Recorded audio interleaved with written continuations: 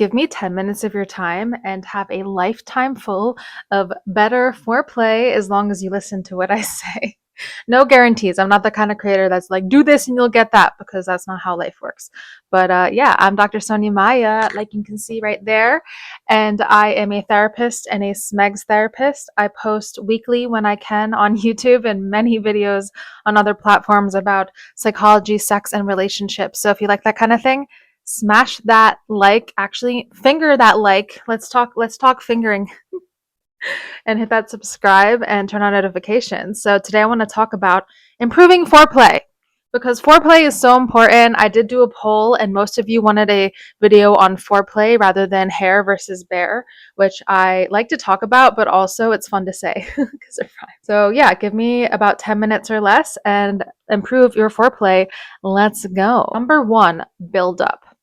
Build up. I want you to remember warming up an oven, because that's the best analogy ever for this topic, okay? You really want to focus on the build up, because if you go straight on a woman's vajayjay or even on a man's peen, it might be a little bit better in the peen example. However, you don't want to go straight on the genitals. You want to build for anticipation around the area, other erogenous zones, learning your special buttons. When I say buttons, I mean like erogenous zones. So that could be your neck, your ears. It could be so many different places, but those are common ones. You don't want to do any genital touch for about 10, 15, maybe, you know what, let's say 15 to 20 minutes if you are with a vulva owner, if you are with someone who has a vajayjay, because most women need about 15 to 20 minutes of that buildup before they are aroused enough. I've talked about this many times. There's something called vaginal tenting or ballooning.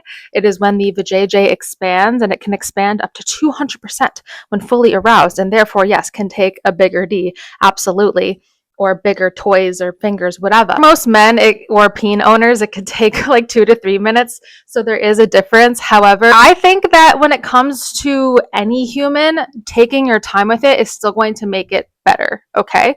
Don't rush it unless you're doing a quickie. That's a completely other video. So maybe I'll make a video on a quickie, a quick one. If you want to let me know, and I can make a video on that. Number 2, verbal indicators. Okay.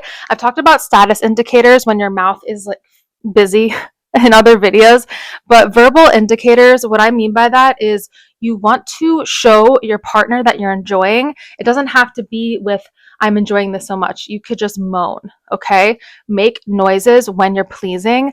Like, that is super freaking hot. I've asked people, I did a poll, do you like when your partner makes this noise during? And most people were like, hell the F yes, it is so hot.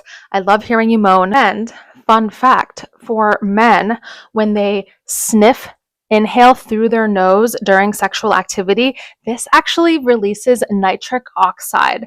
This is a neurotransmitter, a vasodilator, and it plays a huge role in increasing blood flow to your genitals or regulating blood flow around your body, especially to your genitals. So sniff in your partner. Sniff in your partner, because it's going to help you maintain an erection and that adequate arousal. And no matter who you are, even if you don't have a penis, if you are a woman, the more that you inhale and exhale, like I've talked about so many times, your breath makes a huge difference when it comes to pleasure. So regulated breathing in general is going to release nitric oxide for everybody, but I find it interesting that for men, it's more likely to bring blood flow to that genital area during foreplay. So keep that in mind, because I think it's a fun fact. Yeah, maintain that erection with the nitric oxide release. And for women, regulate your breathing and focus on paced breathing instead of trying to have an orgasm. That can help you stay in the moment and also bring more lubrication to that area. Number 3 is focusing on direction, rhythm, and flow. Rhythm and flow reminds me of that Netflix show, but that's not what we're talking about. So we discovered like the when situation, you know, how to take your time and what to say or what to do with your moaning, whatever. But here is more of the where and how, I guess you could say. And this more so is specific to whoever's giving the pleasure in that moment.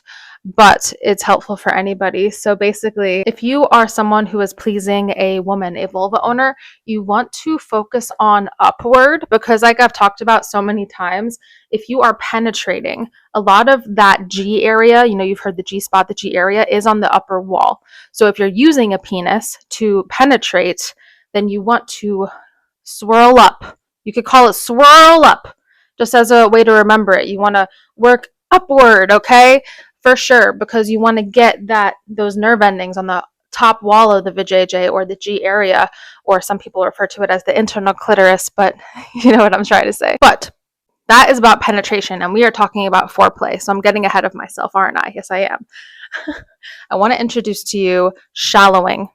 You could refer to this as the sex itself if you want to, but I could say the foreplay is the core play, and this could be incorporated into foreplay, in my opinion. Shallowing is when you focus on the outer area of the vagina, meaning the first inch or so before going in. This can be incorporated into foreplay because you can use your fingers for this, you could use your mouth for this, you could use your peen, you can use your rocket, your Johnson, whatever. You can use the tip of your peen, which is the most sensitive part anyway, to stimulate the first inch of the vagina. Yes, this is shallowing, and you're focusing on that part because there's so many nerve endings right there. Focus on the entrance area and the first few inches in the vajayjay. That can make someone go wild. It is so freaking hot. This is also really helpful. Let's say you are so freaking horny and you want to start using your penis sooner than the 15-20 minutes. Don't put it right in the vagina, okay? You can put it in a little bit, the first 1 to 3 inches if you're both on board and ready for it, but maybe for at least like 5-10 minutes, just focusing on that first 1 to 3 inches while kissing on their neck, while making out, all that stuff. Maybe in missionary, maybe in the spooning position, any position you want really. But yeah, just focusing on that first 3 inches can be very, very hot, and this gives the woman enough time for her vagina to tent or balloon enough to be able to take more length and girth as she gets more aroused. Also, if you have a big penis, I highly recommend, if your partner likes this, making her come first, okay? Because it's actually easier to have an internal orgasm after you've already had a clitoris orgasm. So like using your other things that aren't penetrative, your other tools in your toolbox, like your mouth and your fingers before penetrating, is a really good general rule of thumb. You don't have to use your thumb, but have the courage to not use your penis for like the first 20 minutes or something like that if you want. But when you do go deeper, like I said before, because I was getting ahead of myself, I got a little excited. Think of swirl up. Think of chocolate vanilla swirl ice cream up. Swirl up because of that G spot area. And of course there's the A spot and the cervix. So the A spot is between the G spot and the cervix, but swirl up when you do penetrate. Hell yeah.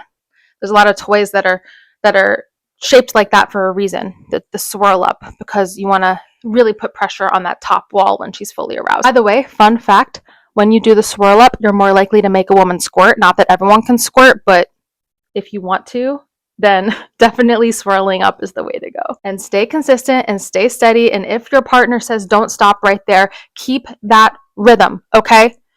Work up your stamina every way that you need to, because you don't want to stop if they say don't stop.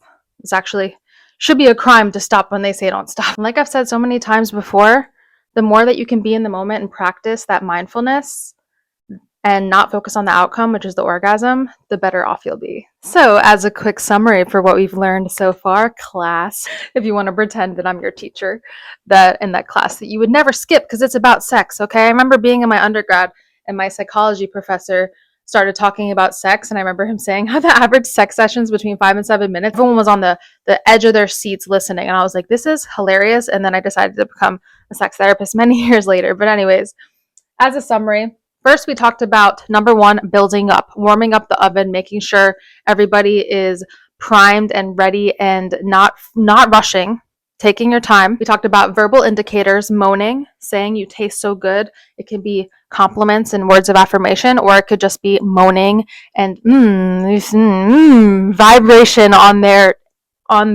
body. That's really hot. And then number 3, direction, rhythm, and flow, which is really important. We talked about shallowing. We talked about nitric oxide releasing when a man or anyone take them in with your nostrils and exhale and let go. And yeah, we talked about direction, rhythm, and flow, which rhymes, meaning keep up the good work when you're doing a good job. And if you are penetrating a vulva owner, swirling up, swirling up. All right. Focusing on that upper wall in order to potentially make someone squirt or have very sensational pleasure where they might even go into a trance. Okay. And use responsibly and use a condom. Protect your heart and your body, because one of the things I've gone viral for the most is talking about the importance of wearing condoms, not only for your body but for your heart, because more hormones get released when you don't wear a condom. And I've posted about that so many times, but if you aren't familiar with my content, I post on TikTok, Facebook, Instagram, and YouTube, obviously. Hello, you're seeing me on YouTube. I really hope that you enjoyed this video and that you learned something new and that you're going to use it in the bedroom. If you like this kind of content, finger that like button, hit that subscribe, and turn on bell notifications. And yeah, that's it for Sonya Maya Psychology Ask the CLIT-ician for this week. But I will see you hopefully next week and on my other channels. If you want to request a topic, then make sure to subscribe to my fan pal. The link is here and below. But yeah, have a great rest of your week. Make pleasurable decisions and decisions because you deserve it.